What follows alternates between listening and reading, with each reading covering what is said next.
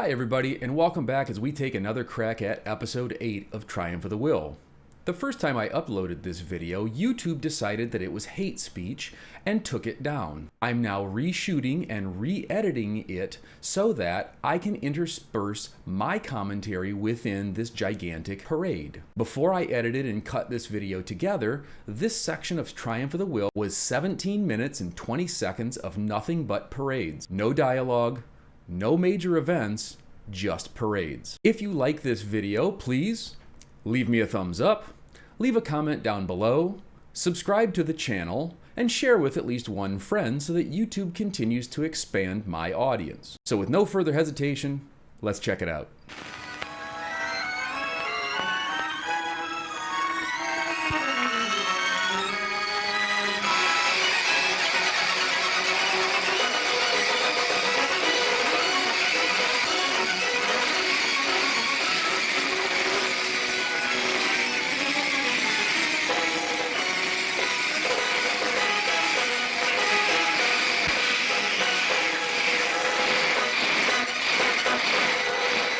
When I first watched this section of Triumph of the Will, I decided that there was absolutely nothing here worth talking about, which is why I just basically left it unedited the first time I uploaded it to YouTube. However, I've been thinking very carefully about it, and I think there are a couple of comments that need to be made. Initially, my impression was this parade sequence was really no different than the beginning of the film when Hitler enters Nuremberg to begin the Nazi Party Congress. However, what we need to notice is this sequence of parades is vastly different. We still have the recurring themes of unity and national strength organized under the Führer principle. However, when we view this particular sequence of parades, what we need to remember is Leni Riefenstahl is showing us some very different shots than what we got in the first sequence. In the first sequence, Hitler was coming to Nuremberg, and we saw everything from basically his perspective as he was being welcomed by the German people. This time, now that we've healed the wounds of the party and established the Führer principle as being good for Germany, we're going to start seeing things from different perspectives, which ultimately helps to set us up for episode 9, which is the culmination of this entire film.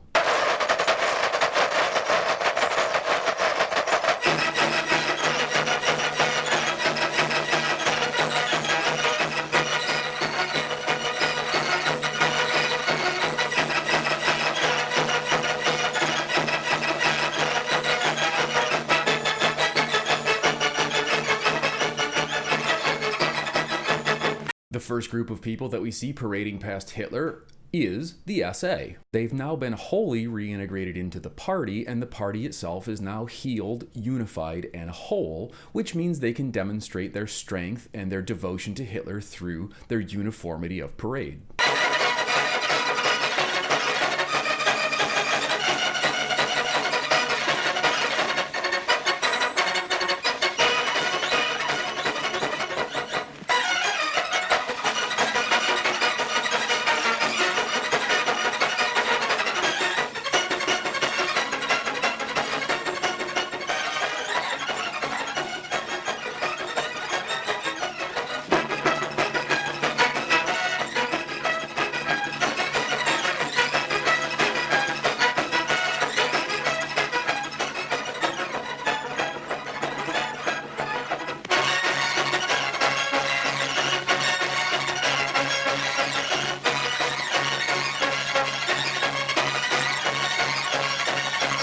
We're now adding to the participants of the parade, including the Reich's Arbeitsdienst as well as other SA units. But the thing that's very subtle and very easy to overlook, and in fact I did the first several times I viewed it, is Leni Riefenstahl is not showing us this parade from Hitler's point of view. We are viewing it from the point of view of one of the people of Nuremberg in the audience who is looking down at the events of the parade. Because we are a viewer, we are also then becoming a participant. This is one of the tricks to suck people into the movement and to understand that there's a difference between the passive people who are just watching and the active people who are fighting the good fight of the party and leading us into this brighter future that Hitler's promising us in Triumph of the Will. This is a theme that he's going to repeat in his final closing speech in episode 9, which is there's a difference between those who are actively members of the party and those who just allow us to do what we want to do. And of course, one of those kinds of people is far more preferable than the other. That's the triumph of this will that the title of the film refers to. The second major piece that we're seeing already in this parade sequence is the integration of the military into the party apparatus. That blending of party institutions and governmental institutions was not only critical to National Socialist ideology, but the speed and ease with which the film just cuts together party organs and state organs really helps to demonstrate the level to which this full integration was essential to Hitler maintaining and gaining even more power over Germany.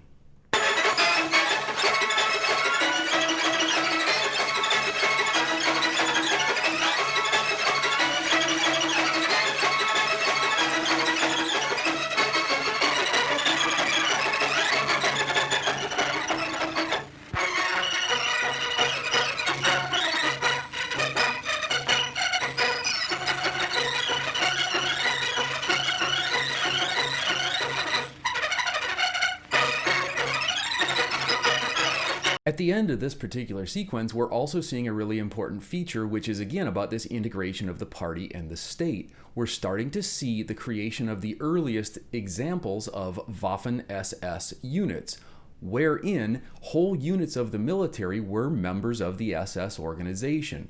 This gave Hitler and the party a direct control over very elite units within the Wehrmacht.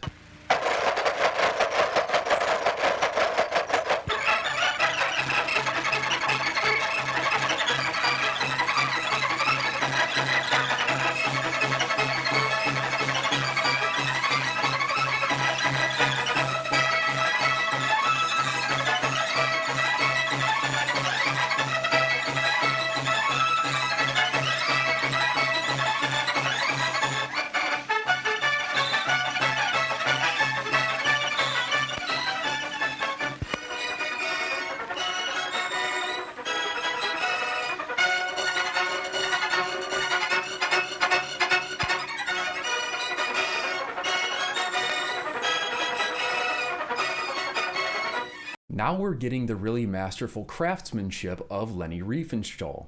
If you noticed in that last segment, she not only showed us different oblique angles and set the camera in very interesting places to give us unusual perspectives on the parade, she also put us in the parade.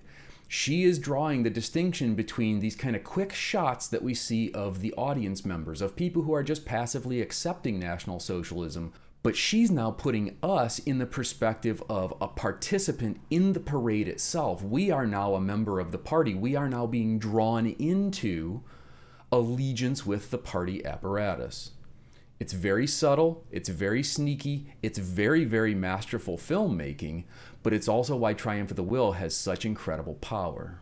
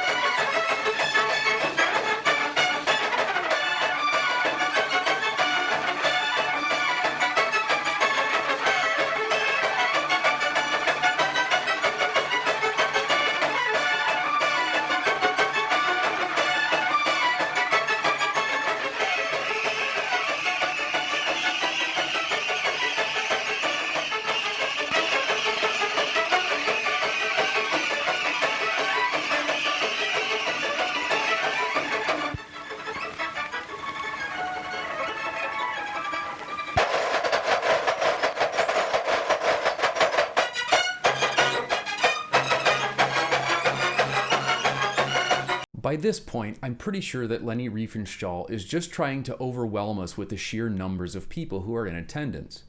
The 1934 Party Congress did draw 700,000 people to the city of Nuremberg, so that is definitely an impressive feat. However, in the unedited version of this particular sequence, it's over 17 minutes long. I have to wonder at what point in the editing process Leni Riefenstahl finally said, "We're good, we don't need to cut any more out," and what she had left was 17 minutes and 20 seconds. It's an enormous parade, and she's just bludgeoning us with the size and strength and togetherness of this entire crowd inside of Nuremberg. The second major piece is we're starting to get some wider shots, and I'm left to think that the reason for these wider shots is to embed this Nazi Party Congress and the parade and the uniformity within the cultural context of Germany. The parade itself is being conducted in front of Frauenkirche, which is the Church of Our Lady inside of Nuremberg. To nestle these events within something that is so both religiously and culturally important to Germans helps to further consolidate the unification of all aspects of German culture.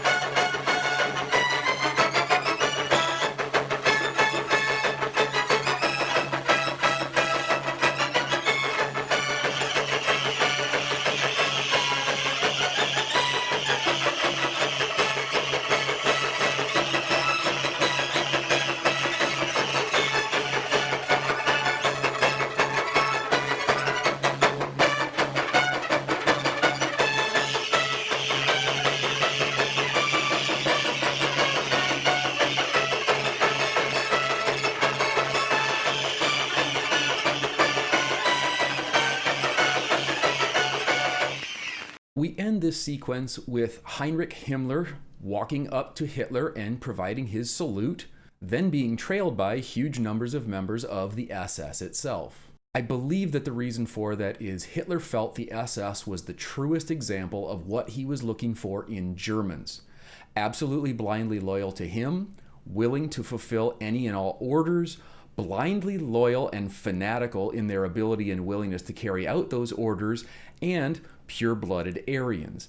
This is his ideal citizen and his ideal person within the German Reich. And so when we conclude this particular sequence with them, he's setting us up for a lesson on what we're supposed to be in the future in order to fulfill his vision of what Germany's bright future is supposed to look like according to National Socialist ideology. So I hope you enjoyed this episode. I do think it came out better because I was forced to find commentary. I do hope that YouTube doesn't find this particular iteration to be hate speech.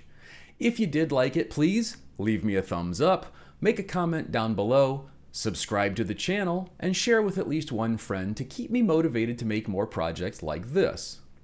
In the final episode, episode 9, we're going to witness Hitler's final speech and closing of the Nazi Party Congress of 1934. I hope you'll join me for the final episode in this project, and I will see you in the next one.